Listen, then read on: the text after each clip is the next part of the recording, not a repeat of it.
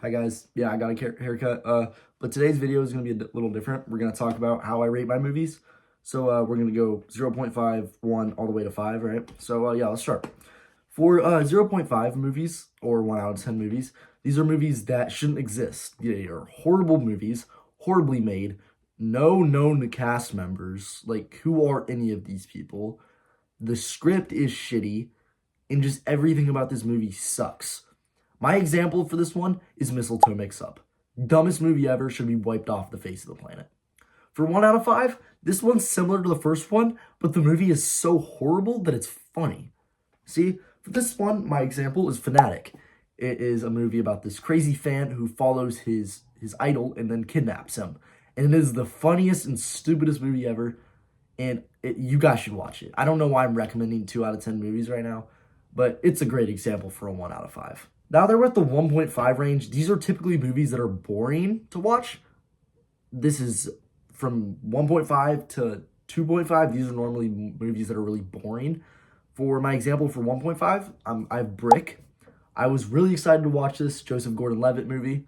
I watched it. It was shit. It was boring. There was no first act. It just jumped into the second act. It made no sense. And I turned it off. For 2 out of 5 movies, there are two type of 2 out of 5 movies. There's either very high quality, good actors movies that are just boring as hell. And then there's really, really bad movies that are really, really funny. So my example for this one is Primate. It was just so stupid. It was a horror movie that just came out. And it literally had a scene. A monkey went up to the girl, grabbed her fingers, folded them backwards. The very next scene, her hand was perfectly fine. Makes no sense. But that's what I love about 2 out of 5 movies. They could be really stupid and they're just funny. 5 out of 10 or 2.5 out of 5 movies are either extremely boring movies, like I said, they're by big companies and they're just boring, or it's a 3 out of 5 movie that just had a really dumb ending. For my 2.5 example, I'm going to use the second reason that it was a 3 out of 5 movie with a really dumb ending. I'm going to use the movie Oh Hi. This had the dude from Perks of Being a Wallflower, and it was literally him and his girlfriend had kinky sex. He was chained to a bed, and he's like, yo, I don't want to be with you anymore. She's like, well, shit, I'm just not going to unchain you. And that's the movie. And the ending was so stupid. It had 3.5 or 3 out of 5 potential, but the ending was just so dumb, bro. The ending was so stupid. Next, we have 3 out of 5s. These are movies that I sometimes enjoy. There are some bad things about it, or maybe boring things about it, but they also have some aspects that bring it up. My example for this is The Mist. I thought the movie as a whole was somewhat boring, but the music and the ending for sure carried it to a 3 out of 5 instead of a 2.5. All right, anyway, on to 3.5s. 3.5s are my average movie. This is what I normally rate a movie when I watch it. If I watch a movie and enjoy it, but it's nothing special, it's a 3.5. So, for my perfect example for a 3.5, we have Primal Fear. Great movie, good ending. Just good movie all around. There were maybe things that I found boring, but not necessarily things that I disliked. But it definitely wasn't something that was out of this world or better than any of the things I've ever seen. So typically when I watch a movie, I will give it a 7 out of 10. For my 4 out of 5s, this is kind of the same as the last one, but it's just slightly better than average. So for my example, we have Baby Driver. Great movie. Loved it. Great music. Good ending. Good storyline. Just all around good movie. And I didn't find it boring. That's a big defining factor between 3.5 and 5, or 3.5 and 4.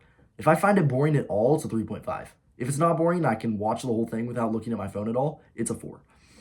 For 9 out of 10 movies or 4.5 star movies, these are movies that are astounding, way better than 4 out of 10s, or sorry, 4 out of 5s and 3.5 out of 5s. And I just love this movie. It's a great movie. But there's a difference between a 5 or 9 and a 10. So for my 9 example, I'm going to do Hacksaw Ridge. Great movie. Loved the cast. Andrew Garfield was amazing. Great story. Great message. But there's a very defining factor between a 9 out of 10 movie and a 10 out of 10 movie. 10 out of 10 movie, I think about this movie nearly every day, or at least once every 4 days, and I can bring things I learned from this movie into my everyday life.